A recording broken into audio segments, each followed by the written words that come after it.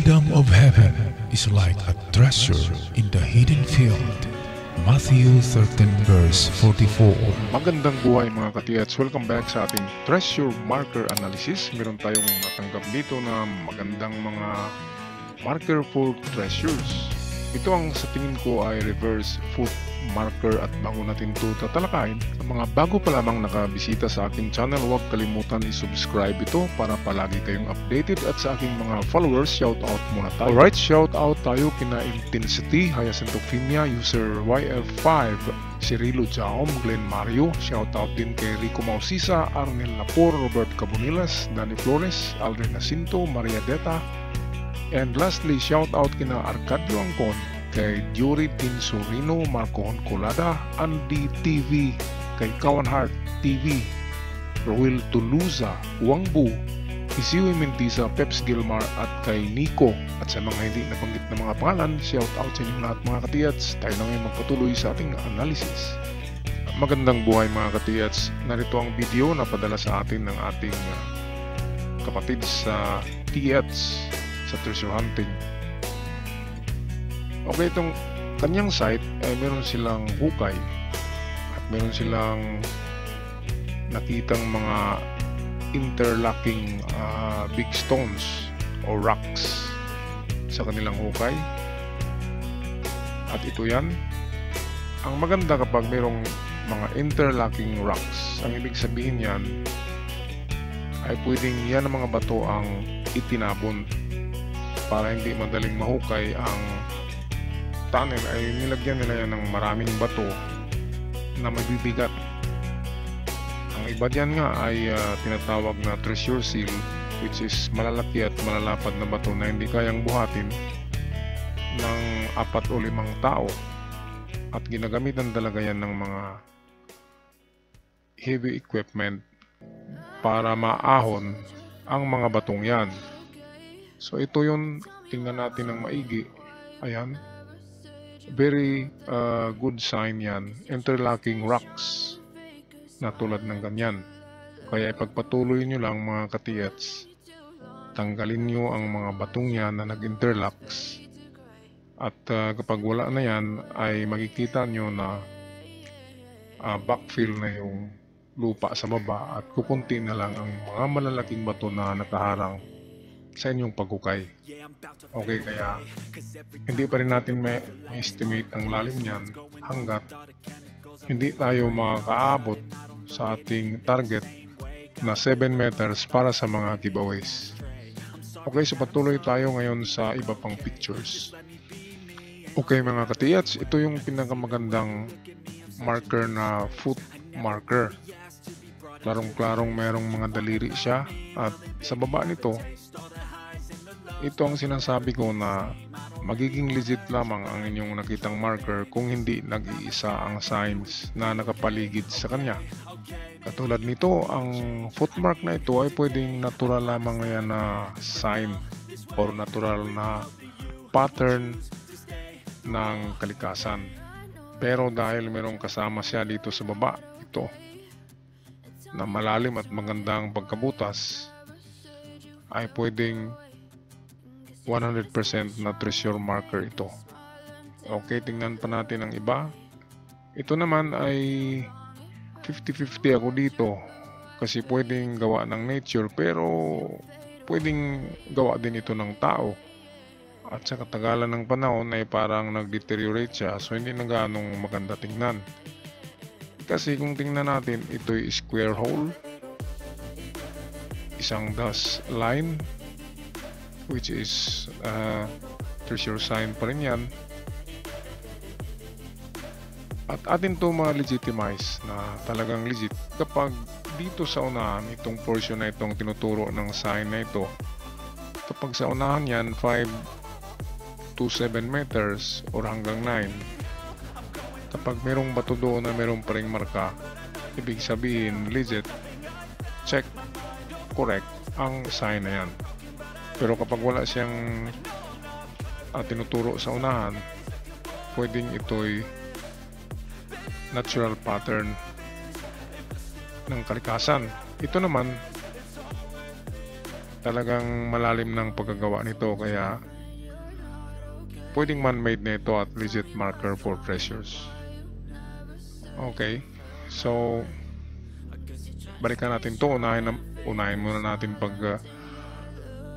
analyze itong napakagandang foot marker na reverse.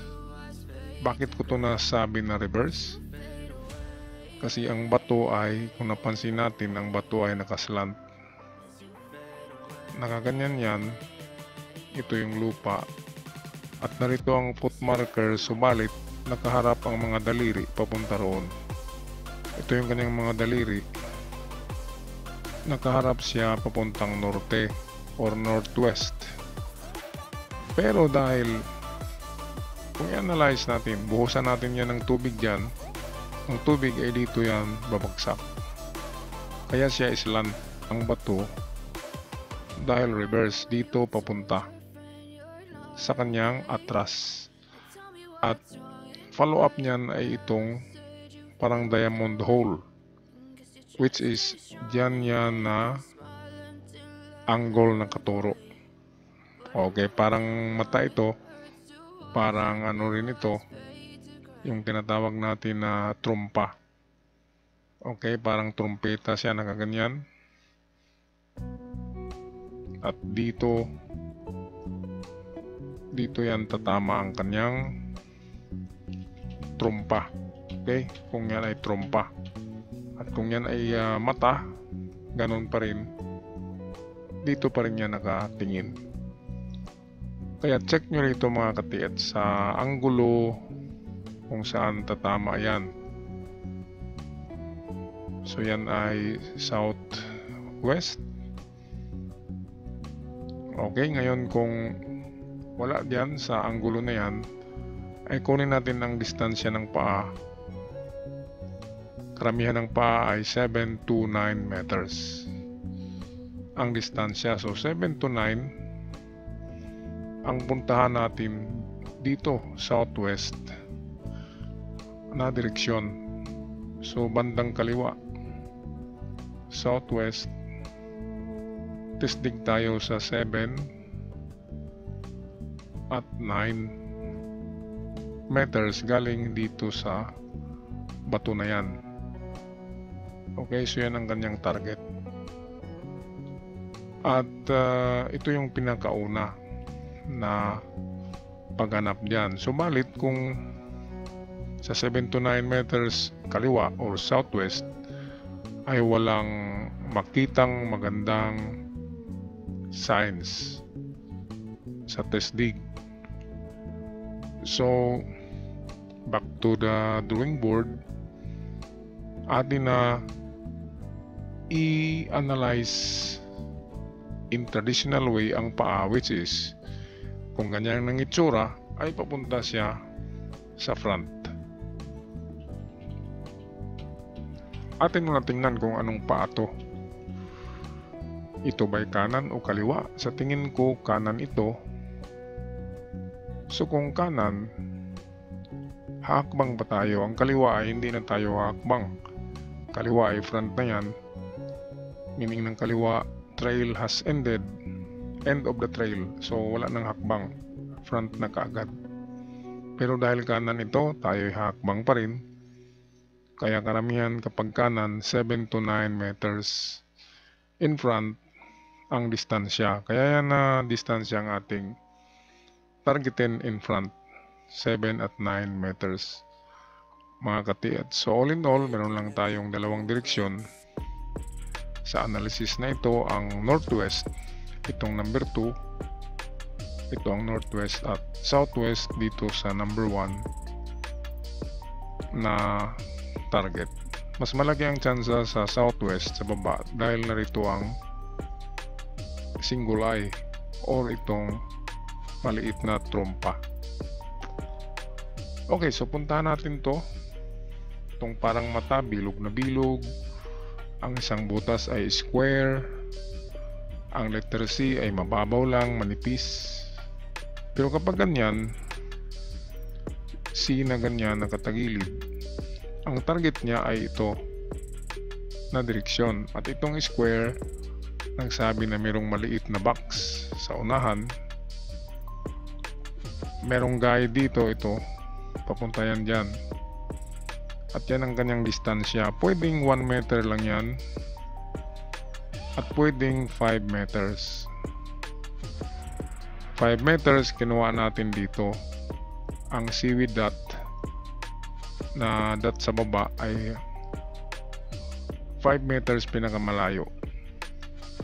Pinakamalapit ay 1 meter. Kapag ganyan na ang dot ay nasa medyo labas na sa sea, at kapag nasa loob ng sea ang dot, treasure inside the rock.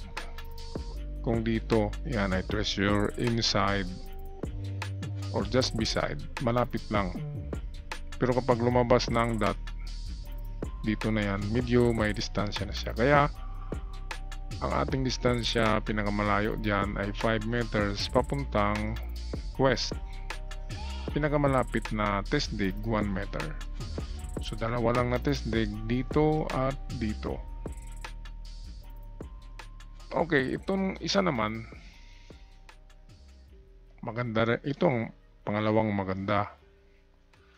Ito namang kung tingnan natin, parang ano na to, parang spoke sign, pero meron kasi akong nakita dito, ito mga natural lang to. So pwedeng itong narito ay mga natural din yan. Pero kung hanap tayo dyan ng man-made na sunray, para sabihin natin na spoke, ang nakita kong original dyan ay ito,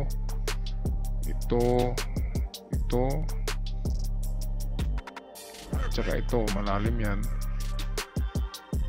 Itong dito ay parang natural na siya. Ito ay wala na to, wala na rin to. Mga natural lang yan na cracks. Kaya kung ganyan, 1, 2, 3, 4, 5. So pwedeng wala ito. Pwedeng 4 spokes lang ito. So kung 4 spokes, 4 meters papuntang east.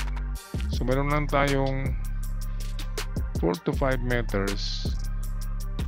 Kasi kung isama natin to ay 5 yan ka spokes. So ang puntahan natin ay east.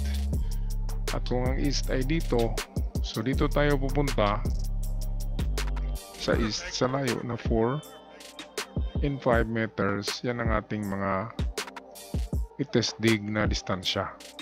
Katiats. Ngayon kung wala dyan sa east, hindi positive ang test dig nyo sa 4 and 5. So ibig sabihin ay walang nakita dyan sa 4 and 5 na hukay. So ngayon atin na ito tingnan na hindi spoke. Yan ay trumpa. At ang trumpa ay nakatingin sa item. Kaya kung saan nakatingin yan, nakatama, doon tayo maghukay. Pinakamalayong distansya niyan ay 5 meters. Galing sa kanya. So ito yung ating pangalawang test dig. Ang sundan kung saan nakatingin itong trompa. Pero kung siya ay spoke sign, dito tayo pupunta sa east at test dig tayo sa 4 and 5 meters. Okay, so yan lang ang pag-analyze ko mga katiet sa inyong treasure signs. Magandang mga signs yan, very classic. Kaya good luck sa inyong lahat at sana i-guide kayo ng ating Panginoon sa paghanap ng swerte. Ako'y magpaalam na. God bless you all at ingat kayo sa inyong pag-treasure hunt.